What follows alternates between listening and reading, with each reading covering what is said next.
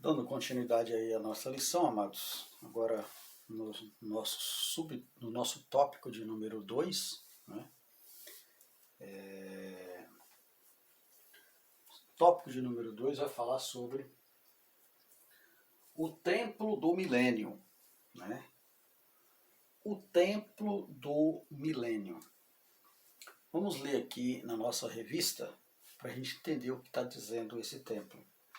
Há um contraste entre o que o profeta viu quando foi levado em visão ao Templo de Jerusalém e o que ele vê nesta última visão. Ezequiel não foi o único profeta a mencionar a referida casa. Isaías capítulo 2, versículo 2 e até o capítulo 5 fala desta casa. Joel capítulo 3, versículo 18. Mas é o único a descrever o complexo do templo com abundância de detalhes. Muito bem. Aí esse detalhe vai dizer assim que ele vê um templo diferente. Que diferença é essa? Que templo é esse? É uma pergunta. Não aparece nesse templo os utensílios próprios do tabernáculo e do templo de Salomão. Né? Nesse templo que ele vê, não aparecem esses detalhes. Podemos enumerar algumas, como a Arca da Aliança, o altar de ouro, do incenso, o candelabro ou o castiçal e a mesa dos pães da preposição. Está dizendo que ele não vê, Ezequiel não mostra, não vê isso nesse templo. Comparando com o que se conhece da casa do Senhor em Jerusalém e do templo, pode-se dizer que é um templo atípico ou diferente. Né? Visto que o tabernáculo e o templo, com toda a sua estrutura de funcionamento ritual, peças e sacerdotes, apontavam para Cristo. E tudo isto se cumpre nele. Hebreus capítulo 11 e o versículo 12. Por essa razão, não haverá necessidade desses rituais no milênio. Ou seja, quando lá em Hebreus, no capítulo de número 9, versículo 11 e 12, vamos ler Hebreus, capítulo 9, versículo 11 e o versículo 12, diz assim: olha, quando, porém, veio Cristo como sumo sacerdote dos bens já realizados, mediante o maior e mais perfeito tabernáculo, não feito por mãos, quer dizer, não desta criação, ou seja, por mãos humanas, não por meio de sangue de bode e de bezerro, mas pelo seu próprio sangue, entrou no Santo dos Santos, uma vez por todas, tendo obtido eterna redenção. O que quer dizer esse versículo aqui com essa referência? Está dizendo o seguinte, que o que Ezequiel viu em relação a esta visão, a este templo, foi um templo diferente, onde o templo que Ezequiel viu nesta visão não tinha esses utensílios que mostravam lá no templo de Salomão, como a arca, como o candelabro, como a mesa dos pães da preposição. Ele não viu isso. Por quê? Porque não havia mais necessidade destes rituais. Por quê? Porque esse templo da visão de Ezequiel é o templo do milênio, na qual Jesus Cristo é o próprio sumo sacerdote deste novo templo. Do templo. Que novo templo? Do templo do milênio. Né? vamos conversar um pouquinho sobre o Templo do Milênio. O que é o Templo do Milênio? Né? O que se fala? O que é a Jerusalém do Milênio? Né? A Jerusalém do Milênio, ela é literal. Ela é literal. É a mesma cidade de Jerusalém que está lá até ainda hoje. Então, o que Ezequiel viu foi o templo do milênio, ou seja, a Jerusalém do milênio, a cidade de Jerusalém.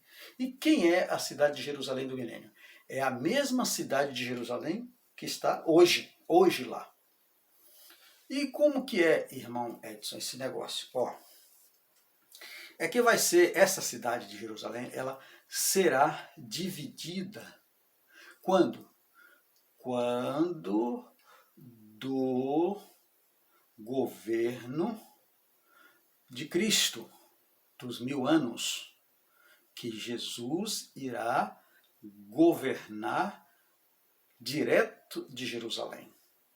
E esta Jerusalém, como vai ser? Acontece o seguinte, ela será dividida de acordo com a soberania de Deus, com a soberania do Senhor.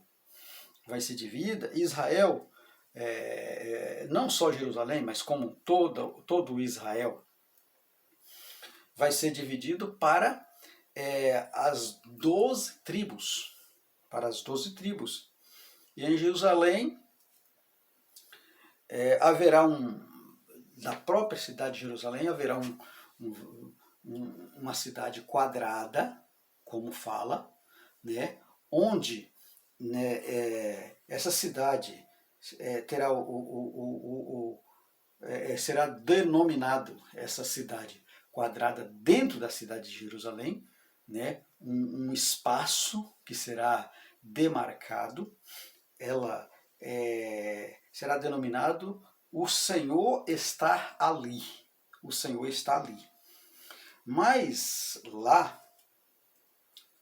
há realmente uma singularidade entre o que Ezequiel viu e o que João viu lá no Apocalipse. Né? O que Ezequiel viu? O que Ezequiel viu foi o templo do milênio, a cidade de Jerusalém. E o que o João viu? O João viu a nova Jerusalém, que é a cidade que desce do céu, na qual essa nova Jerusalém, todos nós sabemos que ela é uma descrição do estado glorioso.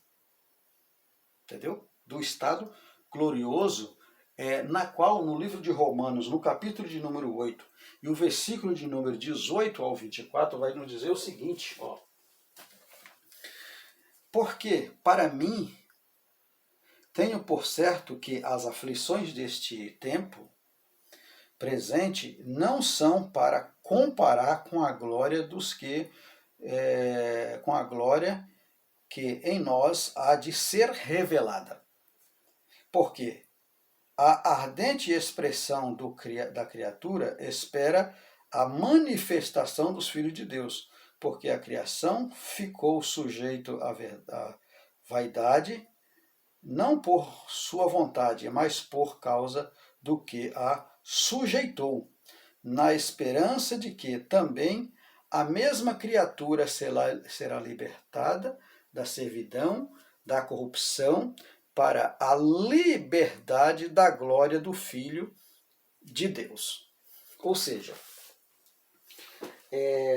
Romanos, o livro de Romanos está falando que essa glória que nos espera não é comparada com as coisas presentes, tá certo? Ou seja, fala que o sofrimento desses tempos presentes não pode ser comparado com a glória a ser revelada, né? A ser revelada em nós, no futuro, lá na Nova Jerusalém. Então, João está falando da cidade, da Nova Jerusalém, e Ezequiel está falando do templo do milênio, da Jerusalém milenar, que é a Jerusalém atual, porém será feito divisões, né, na cidade, né, onde irá ter um determinada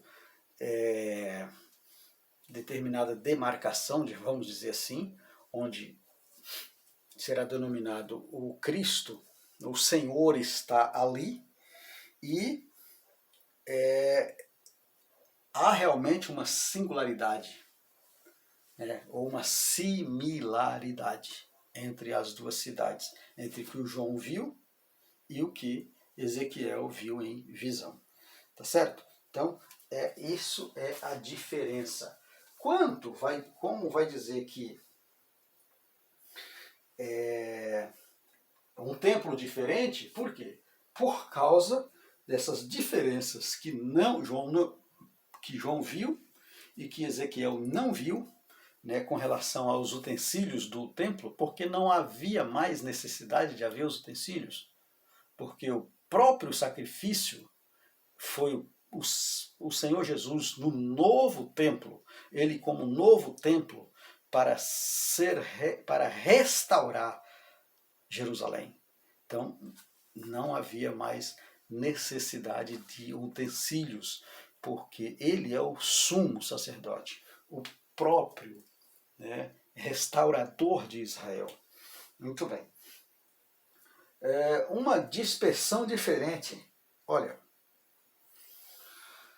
o último bloco de Ezequiel, no capítulo 40 ao 48, foca o novo templo, a nova forma de adoração, as partilhas da terra, semelhante às tribos, foi o que eu disse, né? Então, o Ezequiel, ele vê isso, ele vê o novo templo, e ele vê que o templo do milênio, na qual ele vê na sua visão, né, representando ali o novo templo,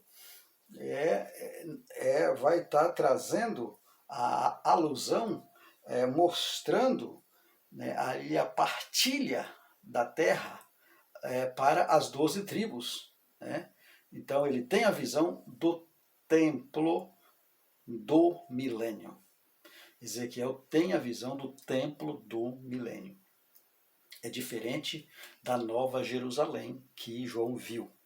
Tá? Muito bem. Vamos adiante.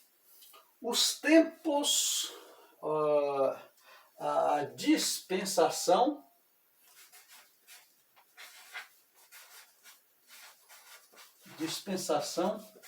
diferente.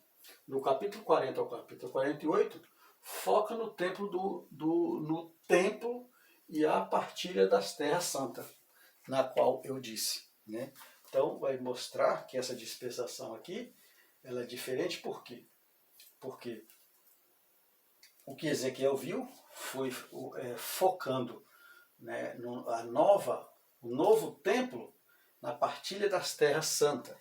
Olha o que diz assim, aqui, ó, a partilha das terras santas entre as 12 tribos, do capítulo 47 ao 47 primeiro e 48 e 35.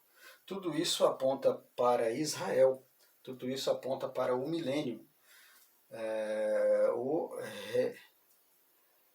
reinado de Cristo, de 1000 anos. Então, o que Ezequiel viu foi isso. Tudo isso que ele mostra foi vendo o novo templo, o templo do milênio, onde aponta para Cristo e aponta para o reinado de Cristo dos 1000 anos. Não tem nada a ver com a Nova Jerusalém, que fala lá no Apocalipse, do capítulo 19 ao 22, onde vai falar da Nova Jerusalém. Então, são distintas, tem uma certa similaridade, mas um templo não tem a ver com o outro. São totalmente diferentes, como fala aqui, um templo diferente. É diferente, não é o mesmo templo. Está falando de templo diferente em tempos também diferentes. Tá certo? Muito bem. Vamos adiante.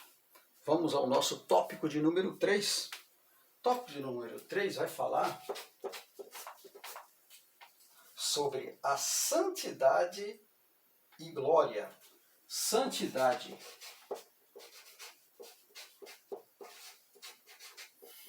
Santidade e glória.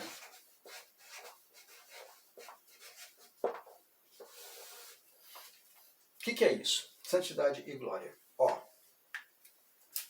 O Espírito Santo levou Ezequiel para o átrio interior do templo, como havia feito anteriormente. Ou seja, como nós já falamos, né, no primeiro ponto da lição, o Espírito Santo leva Ezequiel, como ele fez lá na primeira visão, do capítulo 8, do versículo 1 ao 3. Vimos isso na lição de número 4, né? Lá na lição de número 4 nós vimos isso. Tá certo? Então o que acontece aqui? Mas nesta ocasião, a situação do templo e dos adoradores era de completa apostasia. Lembra que eu disse aqui? Né? Existiam ameaças por causa da abominação do templo que eles faziam. Por causa da apostasia. Como prática de práticas abomináveis, né? Adoração, idolatria, adoração a outros deuses, as mulheres dos sacerdotes, as mulheres dos anciãos, elas clamando por Tamuz, e aí vai. Então era uma desordem, uma idolatria total dentro da casa de Deus, né? Dessa vez o profeta viu que a glória do Senhor encheu o templo. Por quê? Porque o povo voltou, né? Lembra que eu falei? A volta voltou pelo mesmo caminho da qual a glória saiu. Então eles voltaram. E agora há uma promessa de restauração espiritual para esse templo, para essa fase. Bendito seja o nome do Senhor. Como aconteceu com Moisés na dedicação do tabernáculo de Deus, né? Lembra que eu falei também? E como o rei Salomão na inauguração do templo, consagrado a Deus. Então agora, né, a glória vem porque houve um retorno, uma reconciliação, né? E nessa reconciliação houve restauração.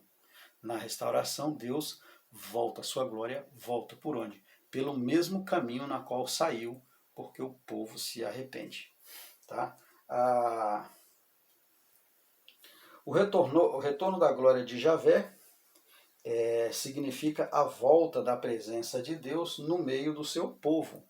Né? No meio do seu povo. A identidade da glória celestial. Na sua visão, Ezequiel viu no interior do templo um personagem, disse o profeta, um homem se pôs junto a mim, né? Lá no versículo que nós lemos, né?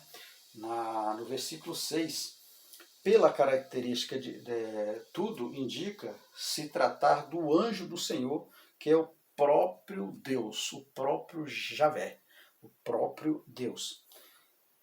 Pois ele fala na primeira pessoa.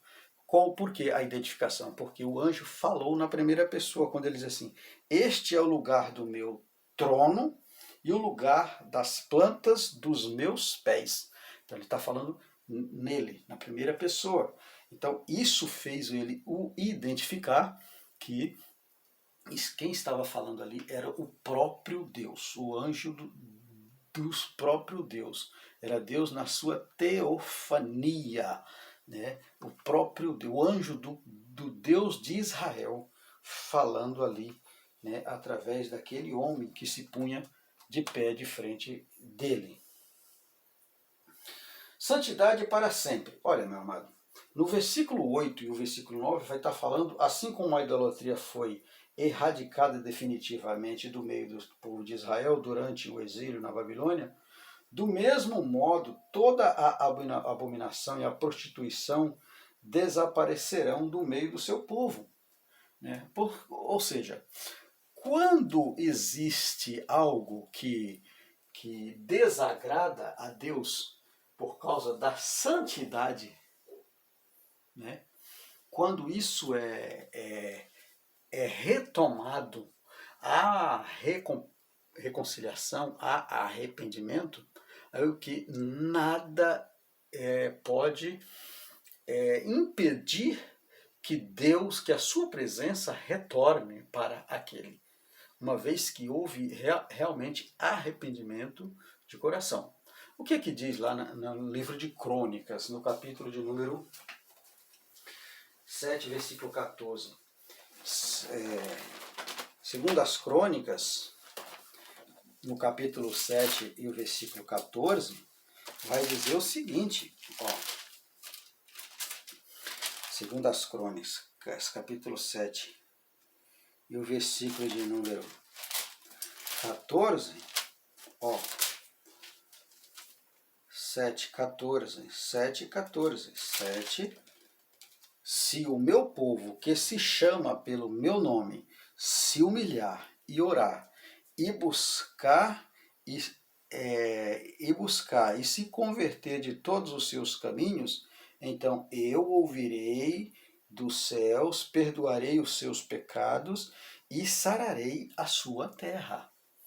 Então, se o meu povo, que se chama pelo meu nome, humilhar e orar e buscar e se converter dos seus maus caminhos, eu quem? Deus falando na primeira pessoa, eu ouvirei. Então Deus ouve lá do céu, perdoa os pecados e sara a pessoa, né? Então essa é a condição para que Deus se faz presente quando há o retorno. E eles aqui está dizendo que o caminho na qual a glória saiu, sentido ao Oriente, era o mesmo caminho na qual ela retornaria, também do Oriente. Então, desse mesmo caminho ela retornou e aí Israel pôde sentir. Tá certo, amados? Vamos aqui. A santidade de Javé é um dos seus atributos mais solenes nas Escrituras. A santidade, lembra que nós falamos lá na nossa verdade prática? O que nós falamos na verdade prática? Verdade prática nós diz assim, o ultraje à santidade divina traz destruição espiritual, ou seja, traz prejuízo. Uma vez que eu menosprezo a santidade, traz prejuízo para a minha vida. E esse prejuízo, aí vai dizer o seguinte, a santidade de Deus é a expressão máxima. Quando eu reverencio a Ele, então eu estou dizendo que Ele é tudo na minha vida e que só Ele pode restaurar. Então, quando isso acontece, o retorno à santidade, quando volto, eu lembro de onde caiu, de onde tive problema, de onde tropecei, então eu vou lá. Aí eu estou dizendo que eu me arrependi. E aí eu estou abrindo a porta para Deus entrar. Louvado seja o nome do Senhor. Tá bom, amados? Vamos à nossa conclusão. Diz assim, na conclusão. O chamado de Ezequiel para o ministério dos profetas aconteceu pela visão da glória de Deus. É assim que o livro começa, cuja visão ocupou todo o capítulo 1. Outra vez ele foi levado em visão para Jerusalém, quando testemunhou as abominações no interior do templo, razão pela qual a casa de Deus foi destruída. O retorno da glória de Deus aconteceu depois da restauração espiritual de Israel no novo templo, que Deus mostrou a Ezequiel em visão. Está vendo? Então está dizendo aqui, que, na conclusão, que tem assim uma sequência para que tudo aconteça e tudo o que aconteceu em Ezequiel.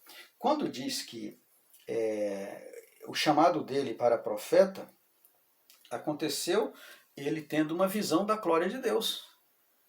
Né? Ele, com aquela visão, ele teve convicção que ele estava sendo chamado para o profeta.